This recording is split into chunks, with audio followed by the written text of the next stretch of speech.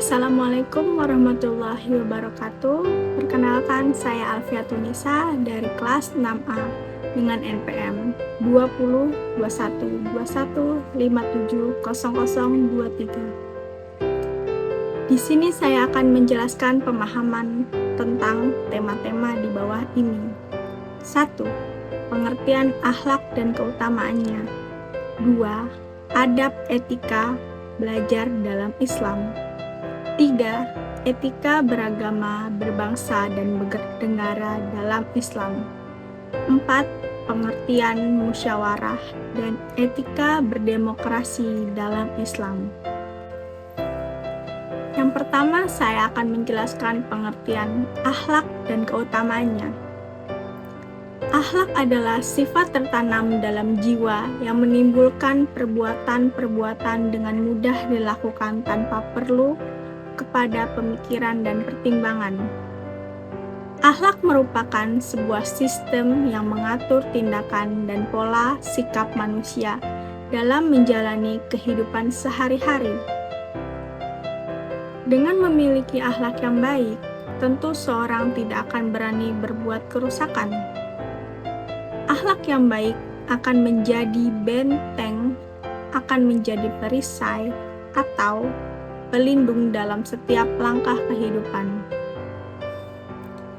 Setelah tahu penjelasan mengenai arti akhlak dalam Islam, ada beragam keutamaan yang bisa umat muslim peroleh jika menerapkan akhlak yang mulia. Di antara keutamaan memiliki akhlak mulia, yaitu 1. Menjadi amalan yang baik di hari kiamat kelak, salah satunya dapat memberatkan timbangan di hari akhir. 2. Semakin dicintai oleh Rasulullah SAW. 2. Adab atau etika belajar dalam Islam. Setiap umat muslim harus memiliki akhlak yang terpuji dengan mencerminkan iman dan ketawakalannya kepada Allah Subhanahu wa Ta'ala. Akhlak terpuji juga harus digunakan dalam kehidupan sehari-hari, termasuk dalam belajar. Mengutip dari buku Akidah Akhlak oleh Ahmad Qusairi, membaca atau belajar merupakan kewajiban bagi semua muslim. Selain itu, dalam belajar juga harus mematuhi beberapa adab yang telah ditetapkan. Hal ini sesuai dengan sabda Rasulullah SAW yang berbunyi, "Belajarlah kamu semua dan mengajarlah kamu semua, dan hormatilah guru-gurumu serta berlaku baiklah terhadap orang yang mengajarkanmu." Berikut beberapa adab dan etika yang wajib diperhatikan dalam menuntut ilmu. 1. Memperbaiki niat. Dalam menuntut ilmu, seorang muslim sebaiknya berniat untuk mendapatkan keridhaan Allah Subhanahu wa Ta'ala, sebab dengan ridho Allah maka ilmu akan mudah diterima. 2. Bersungguh-sungguh. Setelah berniat Allah Subhanahu wa Ta'ala, seorang muslim harus bersungguh-sungguh dalam menuntut ilmu. Usaha terbaik, ihsan, akan memberikan hasil yang baik pula. 3. Tawakal. Setelah berusaha dengan sungguh-sungguh, seorang muslim sebaiknya tawakal. Tawakal artinya menyerahkan segala permasalahan kepada Allah Subhanahu wa Ta'ala dengan sepenuh hati dan berpegang teguh kepadanya, serta tetap berusaha semaksimal mungkin sehingga tidak merasa sedih dan kecewa terhadap apapun keputusan yang diberikannya. 4. Menjauhi maksiat. Dalam menuntut ilmu, seorang muslim harus menjauhi perbuatan-perbuatan maksiat agar ilmu yang didapat bermanfaat dan berkah. Maksiat juga membuat seorang sulit berkonsentrasi sehingga ilmu sulit dimengerti. Imam Syafi'i pernah curhat kepada gurunya, Waki, mengenai hafalannya yang buruk. Sang guru menasihatinya, agar meninggalkan maksiat. Kata sang guru, ilmu itu cahaya. Cahaya itu tidak akan diberitakan kepada orang yang berbuat maksiat. Dengan demikian, belajar harus jauh dari perbuatan maksiat. Agar apa? Agar dipelajari menjadi cahaya yang dapat menerangi jalan hidup si pembelajar. Yang kelima itu berdoa. Dalam mencari ilmu, seorang muslim sebaiknya selalu berdoa supaya terhindar dari rasa malas dan kesulitan dalam menuntut ilmu. 6. Berprasangka baik. Seorang muslim diharapkan selalu berprasangka baik atas ketetapan Allah Subhanahu wa Ta'ala, meskipun hasil proses pembelajaran yang telah dilakukan tidak sesuai dengan yang direncanakannya. 7. Hormati gurumu. Seorang muslim dalam menuntut ilmu harus bisa menghormati, memuliakan guru, mengerjakan perintah guru, dan tidak mencela jika dapat perbedaan di antara mereka. Itulah ilmu yang sebenarnya harus ditetapkan adalah adab untuk gurumu. 8. Mengamalkan ilmu yang dimiliki. Seorang muslim yang telah menuntut ilmu dianjurkan untuk mengamalkannya, sebab jika tidak diamalkan, Anda termasuk golongan orang-orang tercela. Jadi, belajar itu bukan sekedar datang ke sekolah atau ke kampus untuk mendengarkan, mencatat apa yang disampaikan guru atau dosen, melainkan harus mengembangkan pemikiran, pengetahuan, kepribadian, moralitas, dan profesionalitas. Karena belajar itu ibadah, maka menurut Imam Ja'far As-Sadiqi, belajar itu harus dimulai dengan tahtara atau pembersihan diri dan berwudu agar terhindar dari godaan setan. Adab lainnya adalah menghormati guru dan ulama.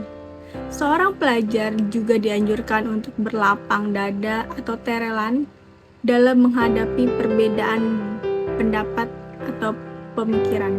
Wallahu a'lam. 3. Itu etika beragama, berbangsa, bernegara dalam Islam. Secara garis besar, ada 3 etika seorang muslim dalam kehidupan berbangsa dan bernegara, yaitu menegakkan keadilan dan kebenaran, menegakkan nilai-nilai kemanusiaan. Secara koordinasi, manusia ditakdirkan oleh Allah Subhanahu wa Ta'ala bersuku-suku dan berbangsa-bangsa. Tujuannya adalah agar saling mengenal sebagaimana yang tercantum dalam Al-Quran. Dalam kondisi apapun, Allah Subhanahu wa Ta'ala memerintahkan kepada umat Islam untuk senantiasa berakhlak baik, termasuk dalam kehidupan berbangsa dan bernegara. Sebagai agama universal, Islam mengatur seluruh aspek kehidupan manusia, baik aspek mikro maupun makro. Termasuk dalam hal ini adalah terkait tentang kehidupan berbangsa dan bernegara. Ajaran Islam menekankan pentingnya etika atau akhlak dalam kehidupan berbangsa dan bernegara, agar terwujudnya kedamaian dalam kehidupan, ketentraman, dan sentosa. 4. Pengertian musyawarah dan etika berdemokrasi dalam Islam. Apa yang dimaksud dengan demokrasi? Demokrasi adalah bentuk pemerintahan di mana semua warga negara memiliki hak